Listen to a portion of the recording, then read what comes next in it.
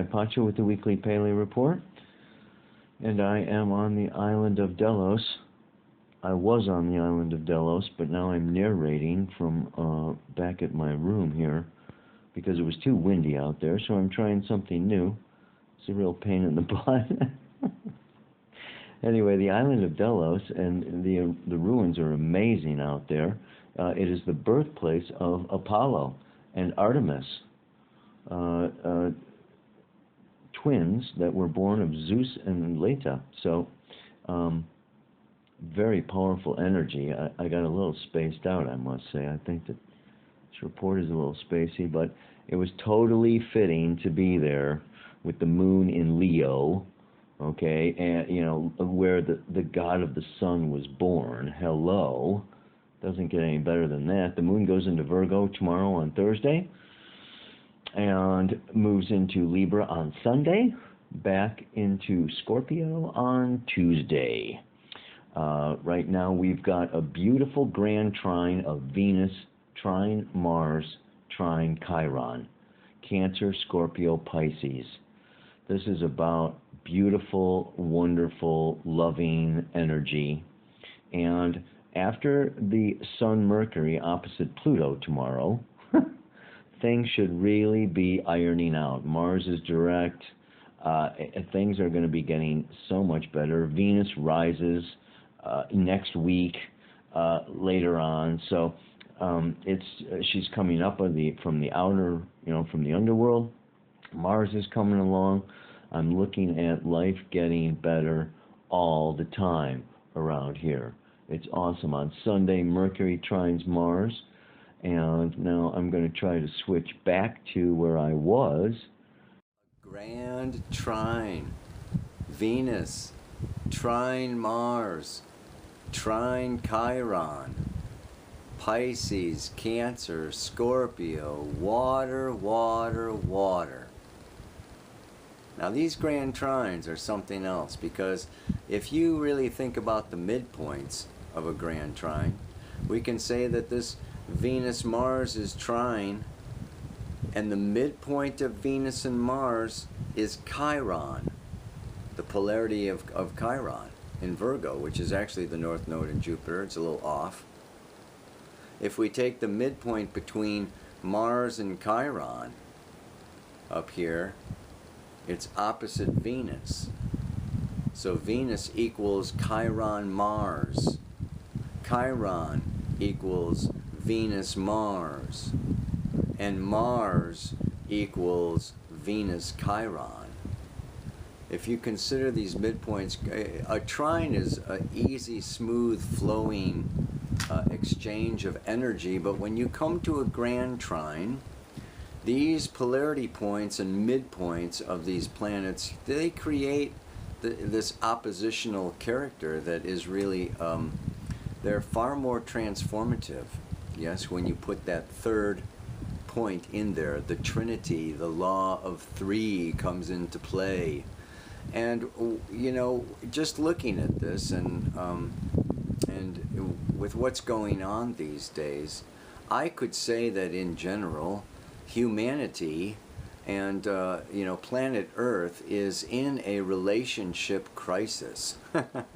I would say it's almost epidemic proportions of people having a challenging, difficult time either finding a relationship that they can sink themselves into, or maintaining a relationship that they have sunk themselves into.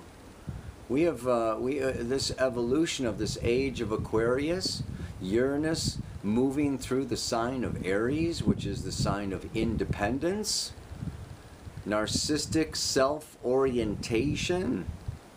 Yeah, 2011 to 2018, we're all wanting our freedom and our space and our independence, and the old notions, the old ways of the patriarchy, of the old paradigm, you know, of submitting to the other, and it's all about the kids, and, you know, we're finding these, you know, financial reasons. We have to stay together because of finances, or we have to stay together because of the kids, or we have to stay together because of the family pressure or the social pressure. It's like there's so many evolutions opening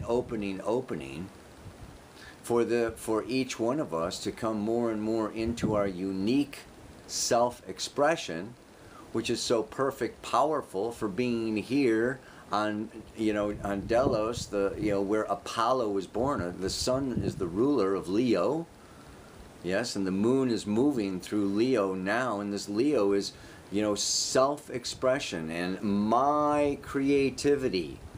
And Leo is also another self-oriented, narcissistic sign, finding its truth within itself and expressing that outwardly, like the sun. Yes, the sun is in itself the truth. And this is like so super powerful now with Saturn moving through Sagittarius, having to be the sign of truth, and we're finding this truth so much more and more and more within ourselves. It's just a big question of what the future holds, because, and this is what Scorpio reminds us of, Mars moving through Scorpio, Black Moon Lilith moving through Scorpio, you know, is that there is only so much you can do alone. That's Taurus, self-sufficiency, which leads to stagnation and limitation, not being able to connect or relate or merge with forces outside of itself, leads to death. Uh-oh, boat's leaving. I may be lost forever on the island of Delos. If I don't return and there's no more paleo reports, I have joined Apollo and Artemis, brother and sister, twins born at the same time. Anyway, where was I? Yeah, I think this time period of this readjustment of the masculine and the feminine, of the end of the patriarchy, but not a return to the matriarchy, is, you know, just lifting up this whole, you know, the gender selections and the, you know, and what's going on, you know, with all of the masculine, feminine, the gay liberation movement. I'm here staying on Mykonos. It's a very powerful island here off the coast of Greece, and there's a very large gay population. And there's just so much experimentation, and there's so much self-orientation. Everybody's got their selfies, and it's just like there's like this, you know, more and more, you know, whether it's Eris, which is actually, Eris is square Venus, yes, and in conjunct Mars right now, you know, even for this trine. But, you know, I mean, I think what I'm coming to is obviously the mantra.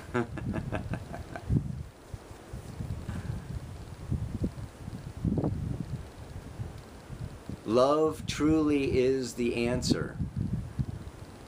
Whenever I'm in doubt, it is the reason why I'm here and what it's all about. I mean, we've got this, you know, refugee crisis going on over here. We've got financial crisis going on. We've got relationship crisis going on. And we've got, you know, people looking and searching for their purpose and their truth and wanting to do their thing. And I express myself and have my cup of tea, and I'm just really feeling like this beautiful trine, okay? And even the opposition, yes, the Pluto opposite the Sun, Mercury, you know, that's going on here also is, you know, this is just like this time where it's coming into cooperation. It's coming into compromise. It's, you know, it's coming out of, you know, this self-orientation that has to happen. So we have to go inside, like Venus goes into the underworld, right? And next week she rises. So it's like we go into ourselves, and it's important to be narcissistic, right? It's important to go inside, reflect, discover my gold, my talents, my capacities.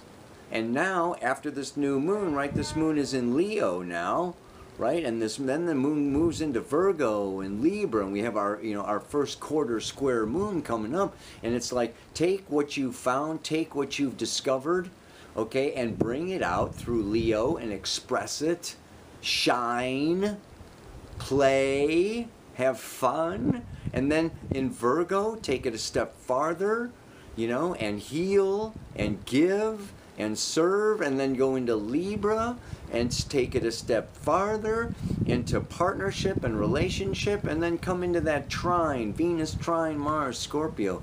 Deep connection, deep intimacy that requires, in a way, a death of my self, my orientation into we. The death of I merges into we. And then this, out of the we comes the Sagittarius, right? Which is the truth and the meaning and a higher purpose. The Holy Grail comes, after we surrender, and Chiron was one who surrendered, okay, himself to go into the underworld and gained celestial immortality. So this, this healing process of Chiron in this grand trine with Venus and Mars, to me, is just this sense of, it's in a way lowering the bar of our relationships, of our expectations, okay, and really, coming into a greater place of tolerance for chaos, tolerance for diversity, tolerance, in our partnership for, alternative pathways.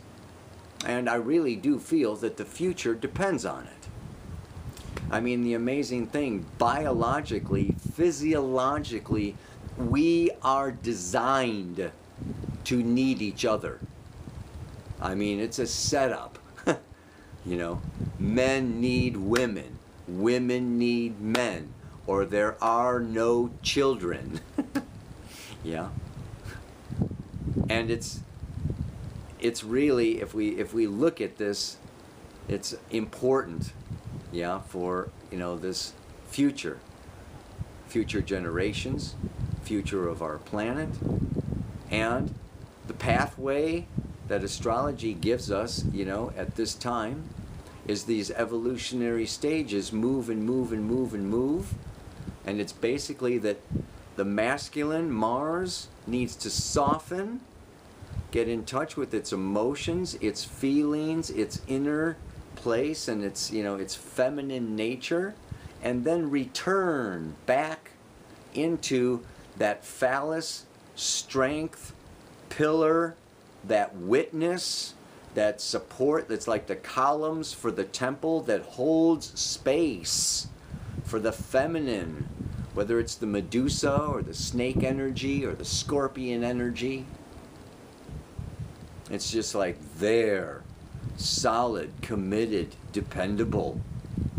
Yeah, to witness the feminine, to help draw the feminine out of herself.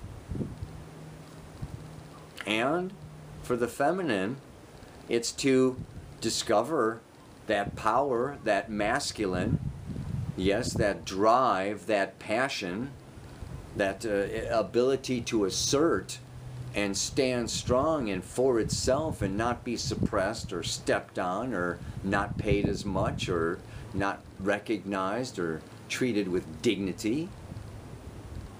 In a way, toughen up and then return back, yes, because it's like so important for this feminine energy to open and to be soft and to allow itself. It's like the masculine really depends upon the feminine, yes, to fully realize its power, its strength. It needs to be honored and lifted and respected and you know, adored. And when that doesn't happen, maybe that didn't happen so much in the matriarchy. Well, that's when the masculine gets angry. It's like, you're not giving me, you know, you're not giving to me.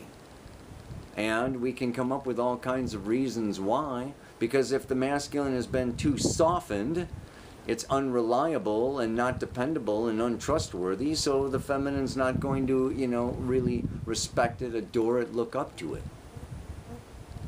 So this is like, you know, as the masculine, you know, softens but then comes back into its strength and power, then the feminine can trust. And you know, this is just like so beautiful with Venus rising. Next week she rises. Yes? After 40 days in the underworld, it's like we have gone in and Mars has gone retrograde, and now it's direct and we're moving forward. And so it's also this, you know, kind of dynamic of this moving forward.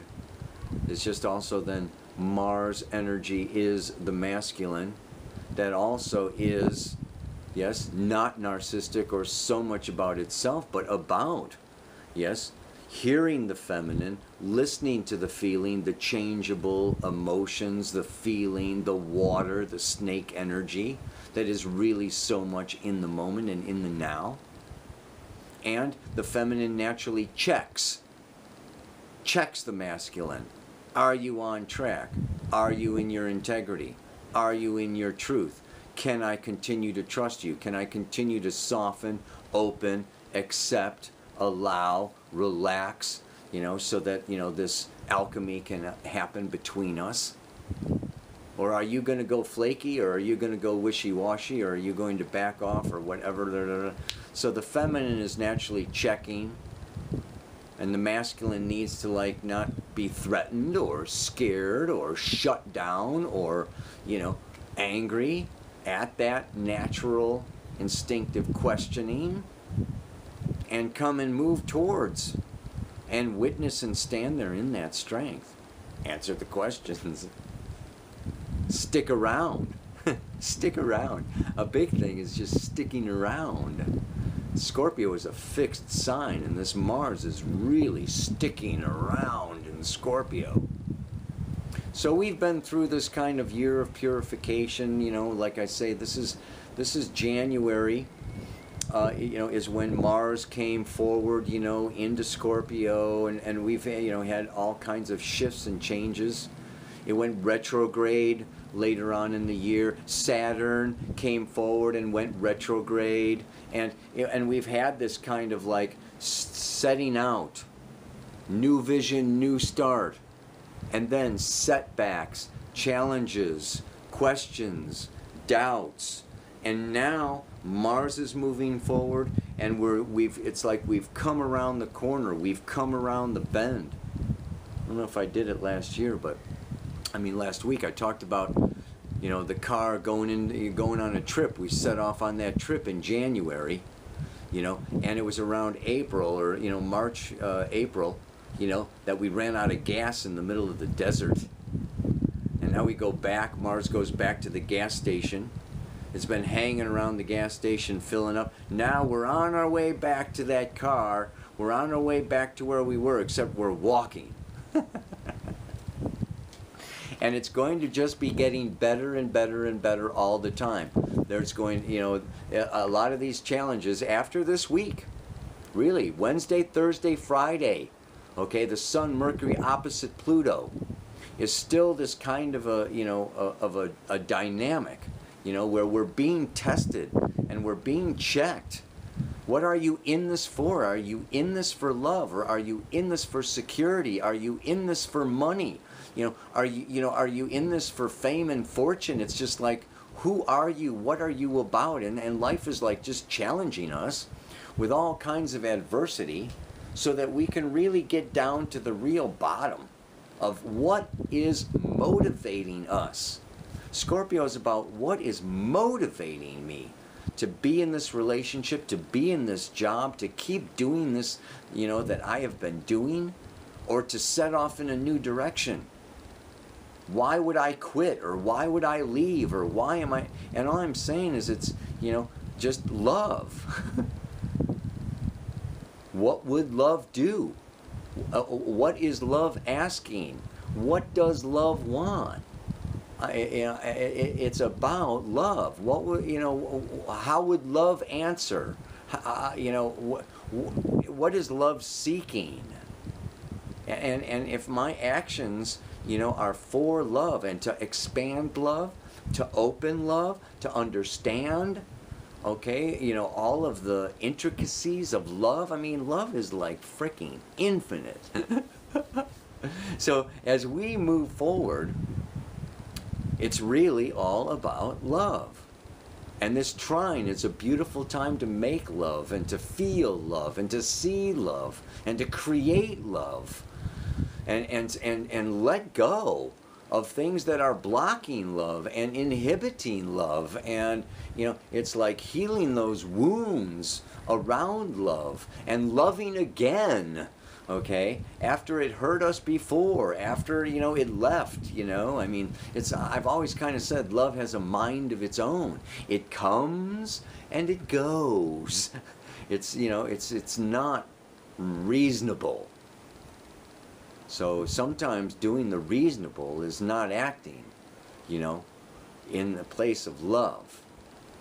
So it's just really a beautiful time, to have this Venus trining Mars, water to water. It's feminine, emotional, it's soft, and it's permeable, and it's just like really a beautiful time to reach deep into the other.